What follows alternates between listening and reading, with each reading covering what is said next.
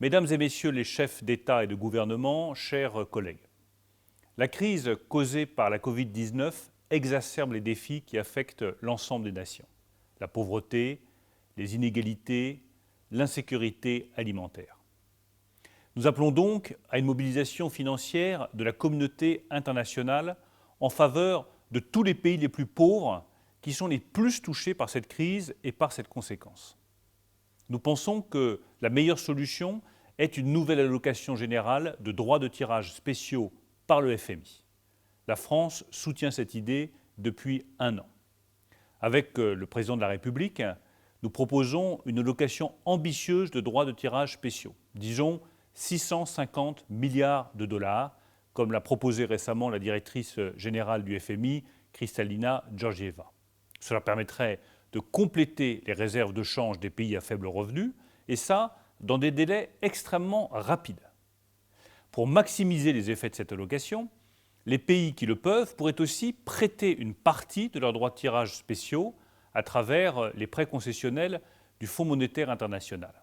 Ce seraient des ressources supplémentaires pour soutenir les pays qui en ont le plus besoin. Je voudrais également vous dire un mot sur un sujet majeur, à côté de celui du financement, qui est celui des dettes souveraines. Les membres du G20, les membres du Club de Paris, ont décidé en avril 2020 de mettre en œuvre une initiative de suspension du service de la dette.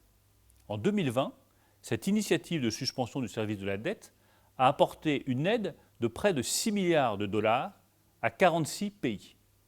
Comme la crise persiste en 2021, il était important d'étendre cette initiative sur le premier semestre. Le G20 et le Club de Paris discuteront prochainement, lors des réunions de printemps du FMI et de la Banque mondiale, d'une possible nouvelle extension jusqu'à la fin de l'année 2021. La France est favorable à cette extension de l'initiative sur le service de la dette jusqu'à la fin de l'année 2021. En parallèle, les pays concernés doivent aussi solliciter un programme auprès du FMI pour envisager des solutions qui soient plus durables. Après, l'enjeu, c'est l'approche structurelle sur laquelle nous allons pouvoir nous mettre d'accord, qui puisse réellement et définitivement traiter la question du surendettement.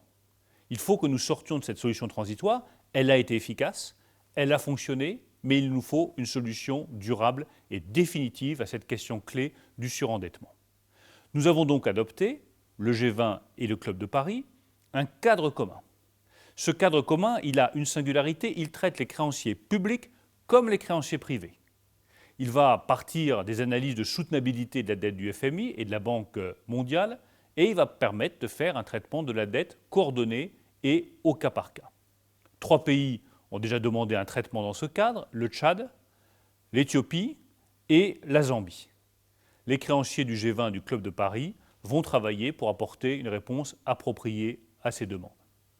Ces traitements de dette vont exiger un effort de tous les créanciers publics, mais aussi les créanciers privés, conformément au principe de comparabilité de traitement. Et c'est ça la vraie nouveauté de ce cadre de traitement durable de la dette. Créanciers privés et créanciers publics s'engagent de façon à ce que l'effort soit équitablement réparti entre tous les créanciers.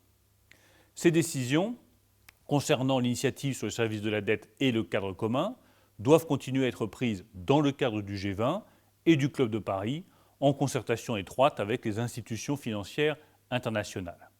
Nous encourageons donc le groupe de travail sur la dette à orienter la suite de ses travaux vers les sujets de transparence de la dette et d'endettement soutenable. Enfin, le troisième grand sujet, c'est de savoir quel modèle de financement durable nous définissons ensemble pour les pays les plus pauvres. La restructuration de la dette, les droits de tirage spéciaux ne vont pas suffire à couvrir tous les besoins. Donc ce à quoi nous travaillons avec le président de la République Emmanuel Macron pour le sommet sur le financement des économies africaines qui se tiendra à Paris le 18 mai, ce sont des idées nouvelles, des solutions plus ambitieuses. Notre conviction, c'est que la reprise en Afrique sera tirée par les PME du secteur privé et qu'il est donc essentiel de s'appuyer sur ces PME, d'améliorer le climat des affaires pour que les petites et moyennes entreprises puissent participer à la croissance en Afrique. C'est en tout cas une des grandes ambitions du sommet que tiendra le président de la République d'ici quelques semaines. Je vous souhaite donc à chacun d'entre vous une bonne poursuite des discussions sur ces sujets essentiels. Nous attendons vos propositions et vos recommandations et nous nous engageons tous pour soutenir et aider dans cette période si difficile les pays les plus pauvres de la planète.